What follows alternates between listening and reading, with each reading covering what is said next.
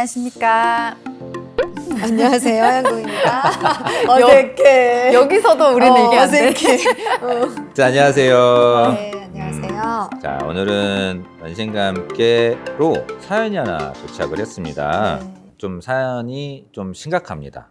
네, 좀 무겁고 네. 두 분이서 무당으로서의 견해를 알려주시면 좋을 것 같아요. 네.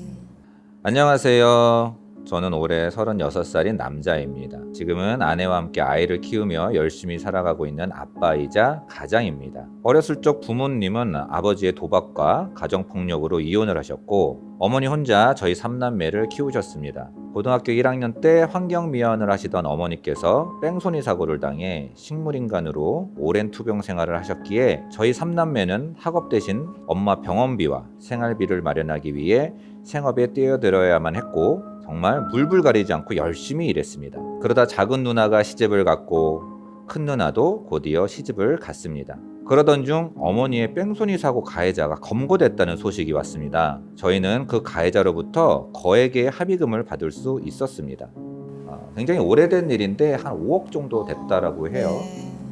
당시에는 어린 마음에 이제는 좀 편하게 살 수 있겠다라는 기대감과 어머니를 좀 더 좋은 환경에서 치료받을 수 있게 됐다는 설레임에 너무 기뻤습니다. 그런데 그 거액의 합의금이 저희 집안을 풍비박산낼지는 정말 아무도 생각지 못했습니다. 작은 누나가 엄마의 합의금에 손을 대고 그것도 모자라 큰 누나까지도 엄마의 합의금을 조금씩 뺏쓰고 있다는 걸 알게 됐습니다. 누나 둘을 불러서 무슨 일인지 물어보니 그 이유는 정말 충격적이었습니다. 큰 매형, 작은 매형 모두가 도박과 가정폭력이 매우 심한 상태였고 특히 작은 누나는 목 밑으로 정말 성황구석이 없을 정도의 매질을 당해 견디지 못하고 엄마의 합의금에까지 손을 댔던 상황이었습니다. 왜 병신같이 그러고 살고 있냐 물으니 누나 둘 모두가 어렸을 때 부모님의 이혼으로 받은 상처를 본인들 아이들한테는 받게 하기 싫었다라고 얘기를 합니다. 딸은 엄마 팔자를 담는다 하지만 어찌 하나도 아니고 누나 둘 모두가 남편의 도박과 가정폭력으로 고통받을 수 있는 걸까요? 그날 저는 그 길로 작은 누나 집으로 달려가 집에 있던 조카들에게 심부름을 시켜 내보내고 자고 있던 매형을 죽도록 때렸습니다. 그 일로 저는 실형을 2년 정도 살다 나왔고 그 2년 동안 엄마의 합의금은 흔적도 없이 모두 사라졌습니다. 가난해서 누나 둘 모두 시집갈 때 아무것도 해가지 못한 걸 엄마의 뺑소니 합의금으로 대신했나 봅니다. 현재 큰 누나는 이혼 후 아이들과 살고 있고 작은 누나도 별거 중이지만 앞으로의 살 길이 막막한 상황입니다. 정말 신이 있다면 우리 누나들이 아닌 저런 쓰레기들이 벌을 받아야 하는 거 아닌가요?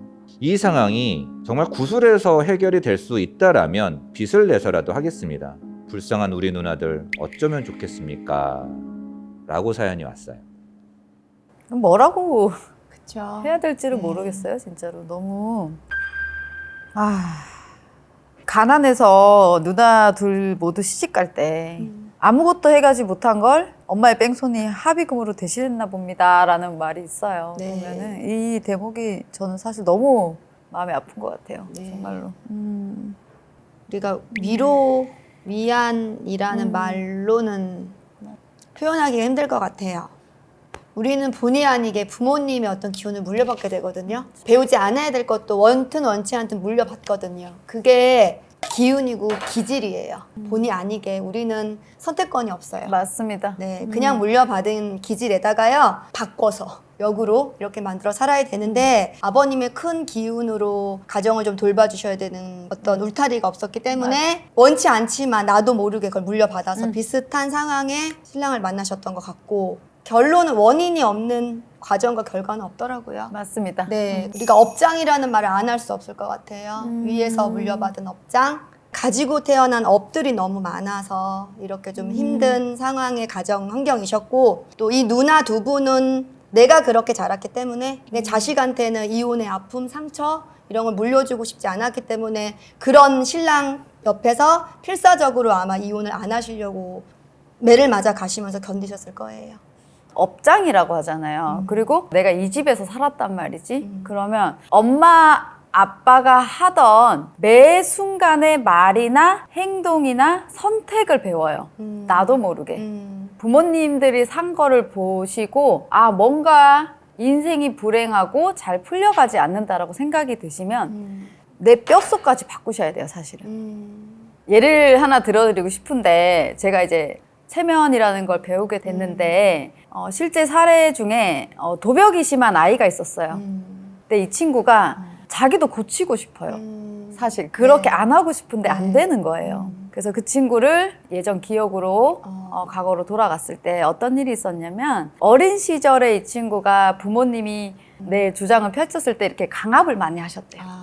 그러다 보니 이제 자기가 당하고 있다라고 생각을 하셨나 봐요. 네네. 어린 시절에 어떤 경험이 있었냐면 학교에서 자기도 모르게 뭐를 친구 거를 훔쳤대요. 훔쳤는데 부모님이 선생님한테 다 불려가게 되고 선생님한테 너무 죄송합니다. 죄송합니다. 자기한테 할 수 없었던 모습을 네. 하는 걸 보고 희열을 느끼셨대요. 그 이후로 이분이 자기도 모르게 저장이 되신 거예요. 그래서 그 이후로 도벽이 생기셨는데 그 부분을 치유를 하시고 나서는 그 병이 나으셨어요. 도벽이라는 거를 끊을 수 있었던 사례가 있었습니다. 이 얘기만 봐도 우리가 인식하지 못하는 어떤 그런 선택에 의해서 인생이 사라진다라고 생각을 하거든요. 부모님이 어떻게 사셨든 우리한테 어떤 고정관념을 주셨든 성인이시잖아요. 그러면 거기서 좀 나오셔서 바로 바라볼 수 있는 눈이 생기셔야 된다고 저는 생각을 하거든요.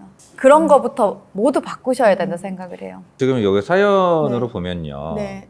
구술해서라도 이 상황이 해결될 수 있다면 빚을 내서라도 하겠습니다. 네. 무당의 견해를 지금 말씀하시는 자리니까 이런 상황들 구술하면 해결이 됩니까? 현실적인 모든 문제가 해결되진 않아요. 이미 다 비워졌고 다 아팠고 상처받았고 시령도 사셨고 세월 자체로 비우셨거든요.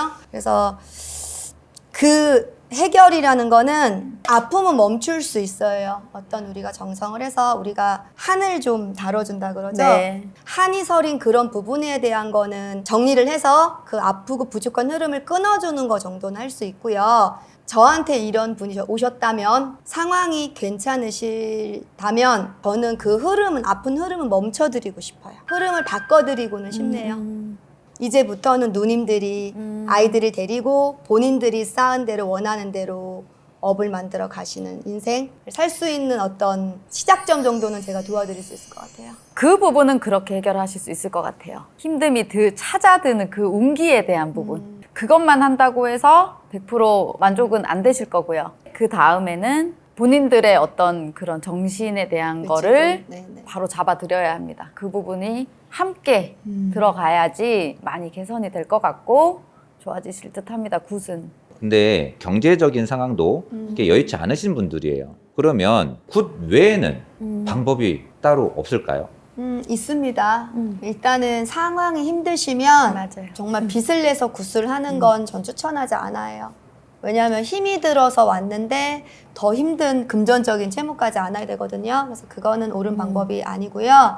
절도 있고요. 아니면 저희 같은 법당도 있고요. 기운을 바꾸려고 다닌다 그러죠. 그냥 초하루든 아니면 뭐 답답할 때 들리시든 이렇게 인사하러 오셔도 되고요. 또는 정말 소소하게는 내 마음을 밝히는 기간은 본인이 정하시면 돼요. 초를 켜서도 구슬한 효과와 같이 분명히 좋아집니다. 저는 그런 사례를 많이 봤어요. 저희 집에도 그런 손님들도 많고 뭐 꼭 굿만이 답이 아니고요. 내 상황에 살 수 있는 거 그걸 하는 게 좀 답이지 않을까요? 맞습니다. 우리가 구술하라고 하는 이유 중에 하나는 또 굿하고 나서 우리 신당에 이름을 올려놓고 그분을 계속 네. 케어를 해주기는 네, 것도 기운. 있잖아요. 네, 그렇죠. 이분의 어떤 운기나 이런 거를 신령님들이 또 기운을 주시는 역할을 하는 건데 그래서 이제 구슬하고 저희 신당이 신도가 되는 거잖아요. 네. 근데 정말 상황이 안 좋으시면 구슬하지 않으셔도 신도가 되시는 분들이 맞아요. 있어요. 네. 그분들은 그래도 최소한의 이제 초하루 때 오셔서 한 달에 한 번씩 인사는 하시고 또 중간중간에 저와 계속